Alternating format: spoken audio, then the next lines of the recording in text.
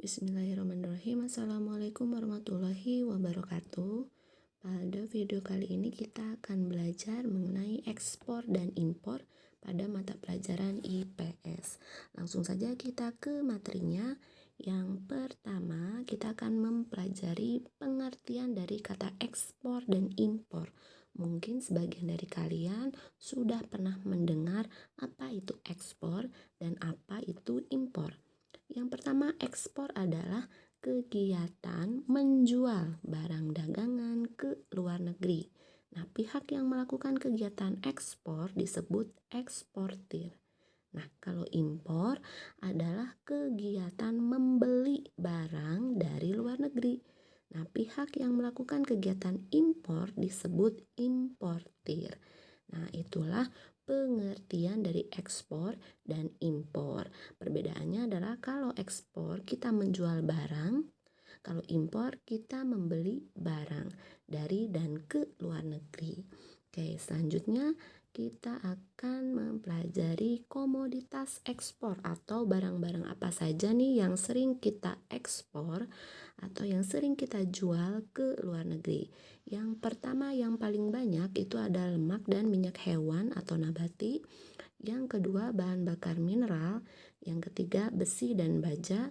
Yang keempat mesin dan perlengkapan elektrik. Yang kelima logam mulia, perhiasan atau permata. Yang keenam kendaraan dan bagiannya. Yang ketujuh karet dan barang dari karet. Yang kedelapan mesin dan peralatan mekanis. Yang kesembilan alas kaki. Dan yang kesepuluh kertas, karton, dan barang dari karton. Nah, selanjutnya apa saja sih komoditas impor Indonesia atau barang-barang yang sering kita beli dari luar negeri? Nah, kalau pada kelompok barang konsumsi kita sering membeli beras, tekstil, susu, buah-buahan, sabun, kosmetik, makanan, dan minuman. Lalu dari kelompok barang baku atau penolong itu kita sering beli bahan kimia, bahan obat-obatan, pupuk, bahan kertas, benang tenun, besi baja, bahan bangunan. Lalu dari kelompok barang modal, kita sering beli mesin-mesin, generator listrik, alat telekomunikasi, peralatan listrik, dan alat pengangkutan. Lalu sekarang apa sih peranan dari perusahaan asing? Pada video sebelumnya kalian sudah mempelajari tentang globalisasi. Nah, globalisasi ini membuka peluang perusahaan asing atau perusahaan dari luar negeri dapat berinvestasi di Indonesia atau dapat didirikan di Indonesia. Sehingga dampak positifnya adalah membuka lapangan pekerjaan sebesar-besarnya bagi masyarakat Indonesia. Sehingga mengurangi angka pengangguran. Namun, di balik semua manfaat tersebut, pemerintah harus melakukan strategi-strategi sebagai berikut. Yang pertama, menggunakan tenaga kerja dari Indonesia. Yang kedua, menjual barang-barang ke luar negeri. Yang ketiga, memberikan fasilitas murah terhadap konsumen dalam negeri. Lalu yang keempat, mengenakan pajak untuk pembangunan nasional. Yang kelima, memberikan pelatihan keterampilan bagi tenaga kerja dalam negeri. Lalu, apa sih manfaat dari kegiatan ekspor, dari kegiatan kita menjual barang ke luar negeri? Yang pertama, menambah pendapatan bangsa. Yang kedua, memperkenalkan produk ke luar negeri.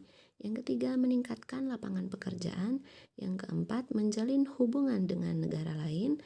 Yang kelima, meningkatkan kesejahteraan masyarakat. Lalu apa sih manfaat kegiatan impor? Kegiatan kita membeli barang dari luar negeri. Yang pertama, memperoleh barang dan jasa yang tidak bisa dihasilkan oleh negara kita sendiri karena faktor geografis maupun keterbatasan lainnya. Yang kedua, memperoleh bahan baku. Yang ketiga, memperoleh teknologi modern. Lalu selanjutnya, nah, apa saja sih upaya yang dapat kita lakukan nih supaya produk-produk kita nih bisa memiliki daya saing di luar negeri sana, terutama produk-produk ekspor ya. Nah, yang pertama kita bisa memperbaiki kinerja ekspor. Yang kedua, diversifikasi produk ekspor. Diversifikasi ini artinya memverifikasi ulang gitu ya. Yang ketiga, memberikan bantuan modal atau fasilitas kredit ekspor. Yang keempat, pembangunan sarana dan prasarana transportasi penunjang ekspor, contohnya pelabuhan atau jalan yang biasanya digunakan untuk tempat transit bagi barang-barang ekspor. Yang kelima, memperbaiki fasilitas pembinaan untuk peningkatan dan kompetensi pelaku ekspor. Yang keenam, penggiatan kerjasama dan perundingan perdagangan bilateral maupun multilateral.